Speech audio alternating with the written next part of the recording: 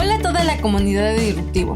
Yo soy Diana Rodríguez, coordinadora de contenidos en Disruptivo.tv y productora de este podcast. El pasado 5 de marzo, Disruptivo junto con Social Lab México, el apoyo de Fomento Social Citibanamex y ProMujer, lanzamos 10,000 Mujeres de Cambio. Esta iniciativa busca impulsar a más de 10,000 emprendedoras en este 2020. Y para lograrlo estaremos llevando distintas actividades, entre ellas nuevos episodios especiales del podcast Disruptivo Mujeres de Cambio. A partir de esta semana, los miércoles cada 15 días estaremos escuchando entrevistas con mujeres emprendedoras y líderes del ecosistema que nos contarán acerca de los retos de género a los que se han enfrentado en sus carreras. Con esto, esperamos poder inspirar a miles de mujeres más, para que juntas entendamos que aunque todavía existen muchos retos de género en el emprendimiento, si trabajamos en equipo podemos superarlos y convertirnos en mujeres de cambio. Estaremos también recordando algunos de los episodios de Disruptivo Mujeres de los años anteriores, donde ya hemos conseguido testimonios increíbles. Si quieres encontrar todos los episodios, puedes buscar nuestra playlist Mujeres de Cambio en Spotify. Y si quieres saber más sobre Mujeres de Cambio y todas las actividades que se llevarán a cabo en el año, entra a disruptivo.tv/Mujeres de Cambio. Este episodio es traído a ustedes gracias a Doppler. En Disruptivo TV utilizamos Doppler para todo nuestro email marketing y nos permite llegar a nuestra comunidad de forma directa, rápida y personalizada. Además, nos permite segmentar audiencias, viralizar campañas en redes sociales y medir nuestros resultados. Tú también puedes hacer email marketing y crear tu propia cuenta totalmente gratis y sin límite de envíos en Doppler. Además de todo, por ser parte de la comunidad de Disruptivo, tendrás acceso a descuentos y beneficios especiales. Solo tienes que entrar a bit.ly/Doppler Disruptivo. Hola a todos, bienvenidos de nuevo a una cápsula de Disruptivo. Yo soy Juan del Cerro y estamos en estas cápsulas que son como pequeñas dosis pero poderosas de temas clave para emprendedores y emprendedoras sociales que salen para ustedes cada semana. El día de hoy vamos a tener el segundo episodio, el volumen 2 digamos, de una conversación que tuvimos la semana pasada con Yair Ciranda, el coordinador y líder de todo el programa de Impulso Emprendedores de Social Lab México, también parte del equipo de Disruptivo. Pero si ustedes, además de este tema del precio, quieren escuchar más cápsulas de Disruptivo en las que hemos hablado desde temas de redes sociales, marketing, medición de impacto, definición del problema y muchos otros temas muy puntuales, recuerden que pueden buscar nuestra playlist en Spotify que se llama como tal Disruptivo Cápsulas de Emprendimiento, donde pueden encontrar de manera muy ágil y sencilla todas las cápsulas que hemos sacado en los últimos años de nuestro programa. Así que sin más ni más, le damos la bienvenida a nuestro querido Jay Ciranda, que ya está conectado acá con nosotros. ¿Cómo estás, Jay? Muy bien, aplausos digitales, muy buenos días, tardes, noches, depende del horario en el que estén escuchando esto y gracias Juan por invitarme. No, pues encantado de tenerte, viejo. La verdad es que se puso muy buena la plática de la otra semana, pero resulta que el tema que habías preparado, bueno, pues se alargó bastante, ¿no? Que está bien porque es un tema importante y hoy en día tenemos un poquito más de follow-up, un poquito más de información sobre cómo fijar y también qué no hacer para fijar los precios de nuestros productos o de nuestros servicios como nos estamos emprendiendo. Así que, pues viejo, te dejo el micrófono, todo tuyo. Cuéntanos cuáles son los principales errores que podemos tener los emprendedores a la hora de fijar el precio de nuestro producto o servicio. Buenísimo, Juan. Mira, ya no vimos qué es lo importante a la hora de fijar un precio. Ahora voy a compartirles un poco los errores que nuestros emprendedores o los ejemplos que hemos visto en la práctica que en ocasiones cometen al fijar un precio. Lo importante de todo esto es que omitas esos errores, que no caigas en esos errores y que al final te van a ayudar a llegar a una mejor fórmula de precio. El primer error que debes de no cometer al fijar tu precio es quitarte de encima la incertidumbre al proyectar. ¿A qué me refiero con esto de la incertidumbre al proyecto? Uno, siempre los emprendedores empiezan a pensar que al querer proyectar su precio dicen, oye, pero es que esto si lo hacemos en economía a escala es más barato. O dicen, ¿cómo le hago para empezar a generar un número hacia adelante de cómo se va a comportar mi precio? Lo que nosotros recomendamos siempre acá es que se fijen una meta para colocar ese precio. ¿A qué me refiero con eso? Que digan, por ejemplo, yo voy a fijar este precio para proyectar hacia adelante para llegar al punto de equilibrio, por ejemplo. O que se fijen una meta aterrizada a su realidad. En el ejemplo de, es que esto puede ser más barato en una economía a escala, pues sí, perfecto, sin problema, pero lo importante es que hoy no es tu realidad esa. Y sí, todo puede ser mucho más barato en una economía a escala, pero lo importante es cómo empiezas hoy. Entonces, al ponerte esa meta o fijarte una meta alcanzable, es más sencillo que fijes el precio. Si es el punto de equilibrio, si es las primeras 100 unidades, si son un precio de introducción, o que le pongas un periodo de tiempo en cuánto vas a proyectar ese precio, y te va a ayudar a tener mucha más claridad de cómo se va a comportar. Entonces, esa es la primera. Si tienes incertidumbre al proyectar, te fijes una meta, una actividad, algo para desarrollar ese precio y proyectar ese precio hacia adelante. Oye, me gusta mucho este punto, Yair, porque claro, pues el emprendedor va a ir evolucionando, la emprendedora va a ir evolucionando, las estructuras de costos cambian, y entonces al hacer esto por periodos de tiempo específicos, pues nos quitamos un poquito, como dices, esa incertidumbre, ese incluso como potenciales efectos externos. Ahorita con toda la crisis, por ejemplo, que estamos viviendo, pues obviamente nuestros precios se modifican, y si estamos empezando, pues quizá no tenemos la estructura suficiente como para poder responder rápido. Entonces, fijar precios de manera específica, de manera, bueno, en perspectivas de tiempo limitada, entre comillas, pues nos puede ayudar a hacerlo de una manera mucho más práctica y concreta. Buenísimo. ¿Cuál es el segundo error o cuál es la segunda trampa en la que podemos caer a la hora de fijar nuestros precios? Como bien lo mencionas, Juan, la segunda trampa es no contabilizar ciertas tareas. ¿A qué me refiero con esto? Cuando uno va empezando a desarrollar su proyecto, en ocasiones recibe apoyo, ayuda de ciertas personas. Por ejemplo, ¿no? Un tío me ayuda y me presta su camioneta, y con eso yo voy y reparto mis productos y mis servicios. O voy y recojo un residuo que es gratuito, entre comillas. Esto le sucede mucho a los proyectos de waste, ¿no? De residuos, que van y recogen colillas de cigarro, que van y recogen composta, que van y recogen PET, etcétera. Y estas tareas no las tienen contabilizadas en el precio final. ¿Qué va a suceder? Cuando vayas creciendo o cuando tu proyecto vaya avanzando, vas a tener que contabilizar esas tareas, ¿no? Aunque las colillas de cigarro o cualquier residuo que tú utilices para tu proceso esté regado en el suelo, alguien tiene que recogerlo, se tiene que recoger de alguna manera, se tiene que trasladar al lugar donde lo vas a transformar. Parecería que es gratuito, pero no, tiene costos inherentes a esas actividades de recogerlas. Si tu tío hoy te está ayudando, o tu tía, o una amiga, o tu novio, o tu novia, quien sea, te está ayudando a ciertas actividades porque te está apoyando, perfecto, siempre será bienvenido el apoyo, pero esas tareas en algún punto van a impactar en tu precio, y si hoy no las contabilizas, hacia adelante vas a fijar de mala forma tu precio. Entonces, lo importante de acá es contabiliza todas las tareas, aunque hoy estén subsidiadas de alguna manera por alguien, o aunque parezca que son gratuitas y que están ahí afuera y que solamente es ir a recogerlas. Buenísimo. Estas dos son clave. Bueno, esta segunda es clave porque pues hay muchísimas cosas que en el día a día no nos cuestan, quizá monetariamente, pero sí implican tiempo, esfuerzo, y eventualmente cuando no las hagamos nosotros, cuando las haga alguien más, también van a costar pues sueldo, contratación, ¿no? Y muchos costos asociados. Es importante que desde el principio las tengamos claras. Estas primeras dos, Yair, son antes de que empecemos como tal a definir los números, ¿no? Aterrizar los costos, los precios y demás. Una vez que empezamos ya, una vez que ya como tal tenemos el costeo, ya una vez que tenemos toda la información, hay otros errores que podemos tener, ¿no? ¿Cuáles son esos? Mira, Juan, el tercer punto importante es cuando ya estás avanzando, ¿no? En el periodo del desarrollo de tu proyecto, etcétera. A lo mejor ya probaste un primer precio, a lo mejor ya hay personas que te empezaron a comprar, etcétera. Sucede que si tú te preguntaras, le pasó a uno de nuestros emprendedores que le preguntó a alguien, oye, ¿y tu materia prima, es decir, el precio de tu materia prima, cómo se ha comportado a lo largo de quizá los próximos, los 3 años anteriores? Y él se quedó helado, porque en ese momento dijo, wow, yo no he contabilizado cómo se ha comportado el precio de las materias primas de mi proceso en un periodo histórico. Yo no sé cuánto me costó el PET comprarlo, o cuánto me costó las cosas que necesito para desarrollar mi producto, y por lo tanto eso me da incertidumbre hacia adelante para proyectar.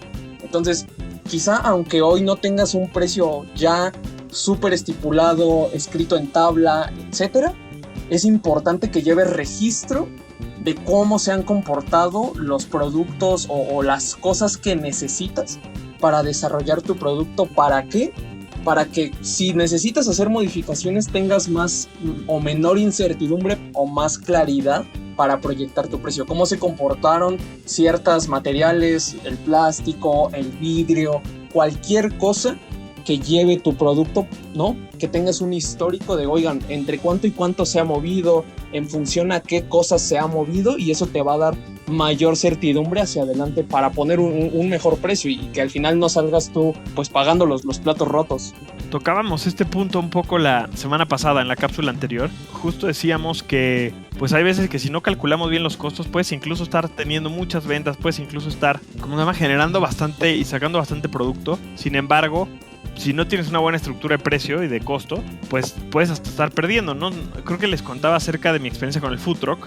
No sé si la conté en la cápsula o no. Perdón si la estoy repitiendo. Pero nosotros teníamos, cuando estuve ahí varios años con mi food truck, y cuando empezábamos, que no teníamos clara toda la estructura de costos, porque sabíamos cuánto nos costaba la harina, la masa, el queso y demás, pero no sabíamos realmente lo que implicaba mover el camión, el agua que consumíamos, la electricidad, había que pagar rentas, había un montón de costos que estábamos, como bien dices, subestimando.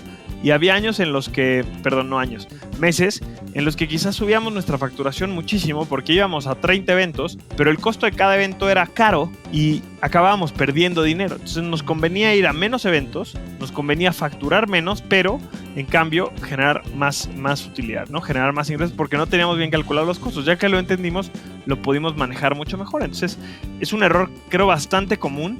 Especialmente cuando vamos empezando, que no tenemos como infraestructuras financieras o administrativas muy robustas. Entonces es muy buen punto cuidarnos al principio en esto.